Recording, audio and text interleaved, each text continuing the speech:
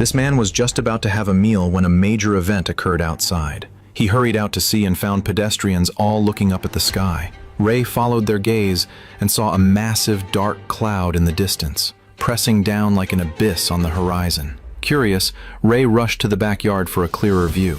But the closer he got to the eye of the storm, the more violent the gale became. What was even more bizarre was that the wind was actually blowing toward the eye of the storm. The faint light emanating from the dark clouds suggested this was no simple matter.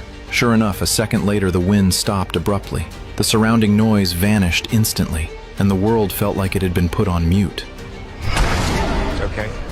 Just then, as Ray finished speaking, the lightning became even more fierce. At first, he nonchalantly comforted his daughter, saying it was nothing. But once the lightning struck right in front of him, Ray hurried back into the house with his daughter. At this point, they did not yet realize the severity of the problem. Lightning doesn't strike twice in the same place. Ray hurriedly hid under a table with his daughter. While outside the window, lightning was frantically and repeatedly striking the exact same spot.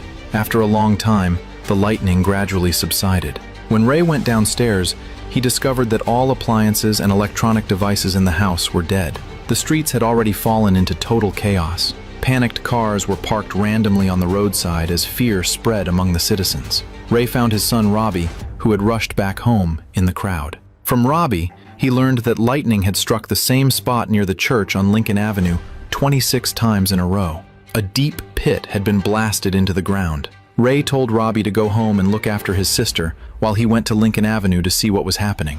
Lincoln Avenue was already overcrowded. Ray squeezed through the crowd and found the pit still emitting rolling steam. The scattered rocks around it had been crystallized by the terrifying high temperature. Suddenly, someone noticed the pit was vibrating.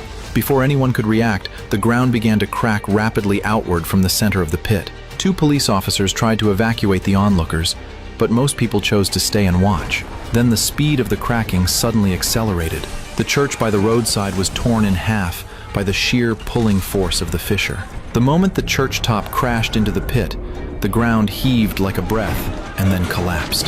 It was as if something was breaking through the earth. A car on the roadside had just slid into the pit when it was launched out by a mysterious force in the next second. Then the crowd saw a giant monster slowly rising from the pit. Ray finally saw clearly that it was a massive metallic beast. Someone tried to photograph the scene but died under the monster's laser in the next second. This laser seemed to have a strange annihilation effect. Anyone touched by it was directly decomposed into powder. Seeing things were wrong, Ray immediately bolted toward home.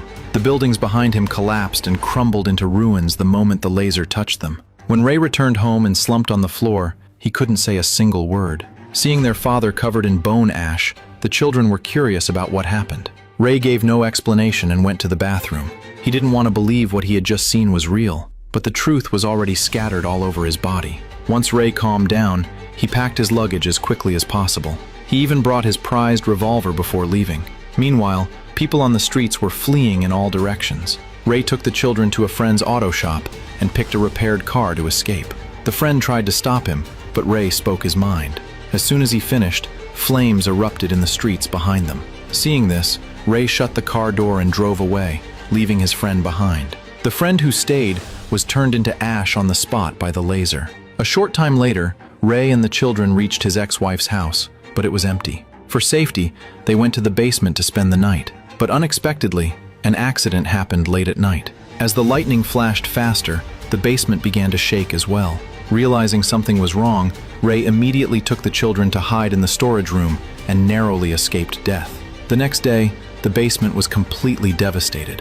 When Ray stepped outside, he learned that a passenger plane had been attacked by a monster and crashed near the house. At that moment, a man and a woman were scavenging in the wreckage of the plane. They were television reporters. From the footage they filmed, Ray learned there was more than one monster. They seemed to have only one goal, which was to exterminate all of humanity. Then, by slowing down the lightning footage 1,000 times, it was clear that something had entered the ground along with the lightning. Clearly, that thing was controlling the monsters.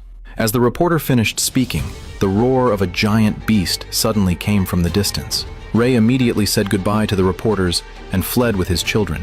After some consideration, Ray decided to head to the coastal ferry first to see if there was a boat to cross the river. He wanted to go to the children's grandmother's house in Boston to take refuge.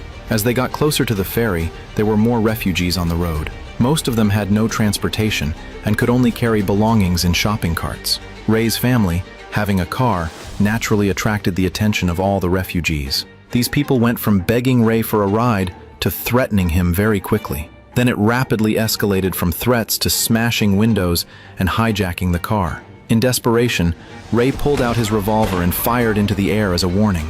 But Ray wasn't the only one with a gun. Amidst the chaos, there was a scream. Ray looked back to see a man pointing a gun at his forehead. Seeing this, Ray had to give up the car. But the man who got the car didn't get very far before being shot by the next person. The same happened to the next person as well. This cycle of killing would continue until the car was completely destroyed. Subsequently, Ray and the two children had to follow the refugees on foot. When they reached a railroad crossing, the barrier suddenly dropped. Then a train sped past them in flames. Clearly, no form of transportation was safe anymore. This was not just because of the monsters, but more so because of human nature itself. Soon, Ray and the children reached the coastal ferry, which was already overcrowded. A cargo ship was docked at the shore, and soldiers were organizing the refugees to board in an orderly fashion. However, just then, a flock of startled seagulls flew toward the sea. Looking in the direction the seagulls came from, Ray was horrified to find a monster approaching the ferry. Someone in the crowd started running first, and then a riot broke out like a chain reaction. Fortunately, Ray and the children were at the very front and managed to board the cargo ship. Just as the ship sailed out of the ferry terminal, a vortex suddenly appeared ahead.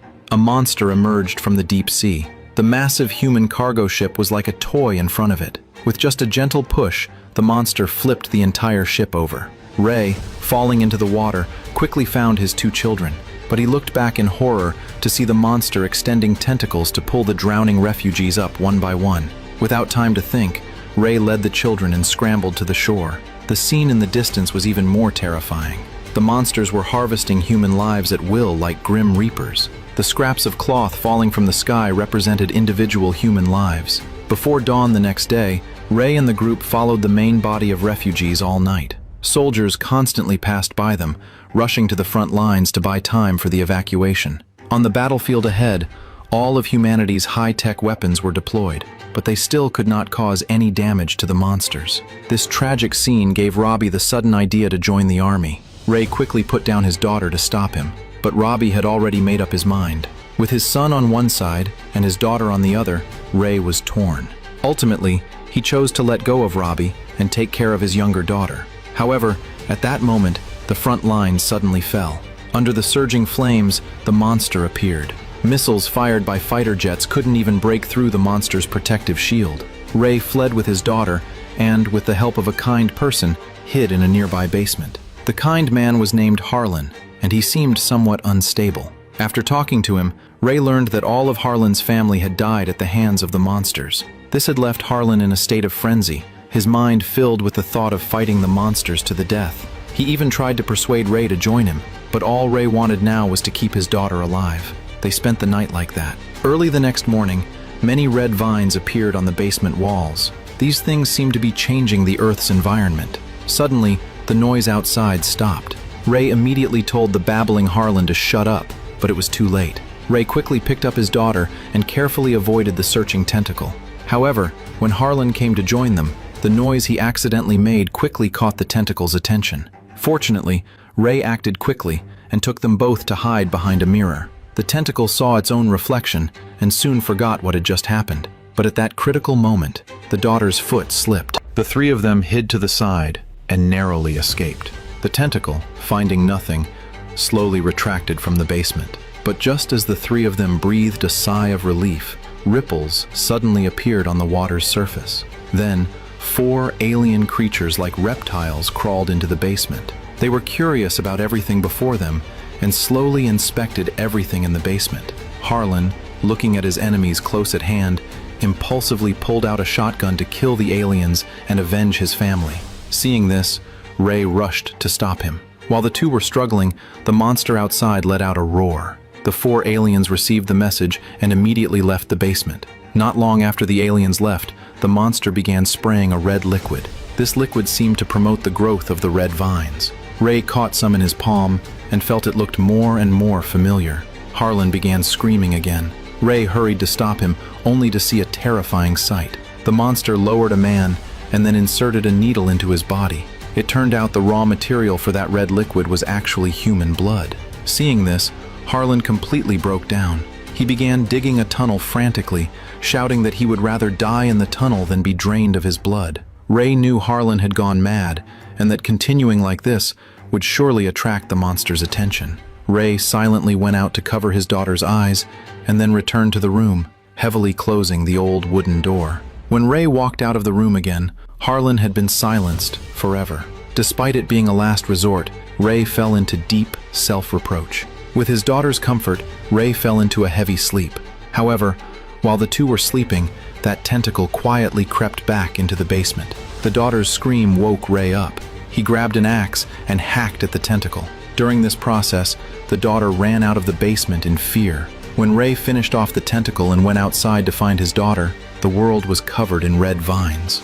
He looked toward the distance, where the blood-red color extended to the horizon. The entire world seemed to have turned into a bloody hell for humanity. Ray ran and called out for his daughter, but he ended up attracting the monster. That giant eye felt like a stare from hell.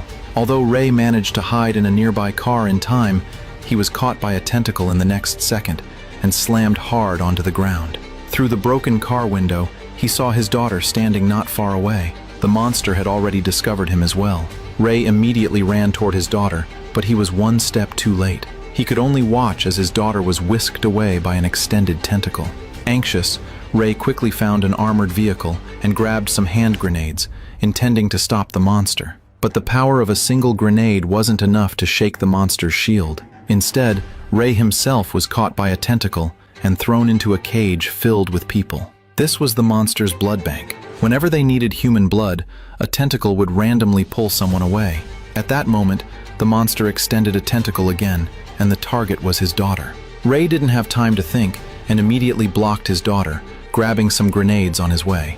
In the next second, Ray was pulled up. Fortunately, Ray's actions were noticed by a soldier. He immediately called everyone to help, and they pulled Ray down together. The grenades remained inside the monster. With a muffled bang, a chain explosion occurred inside the monster. Blood sprayed from its body like a rainstorm. Finally, with a loud roar, the monster collapsed. It turned out they were not invincible after all. Later, Ray and the others followed the fleeing crowd to Boston. At this time, Boston was also covered in red vines. But strangely, Ray found that some of the red vines had begun to wither. In the process of moving forward, Ray saw a paralyzed monster that appeared entirely ash gray. He learned from a soldier that an hour ago, this monster suddenly started spinning in circles and then collapsed on the spot. Ray wondered why the monsters were suddenly self-destructing. Then another monster appeared ahead, and its state was clearly wrong, swaying as if it could fall at any moment. The observant Ray noticed many small birds circling at the top of the monster.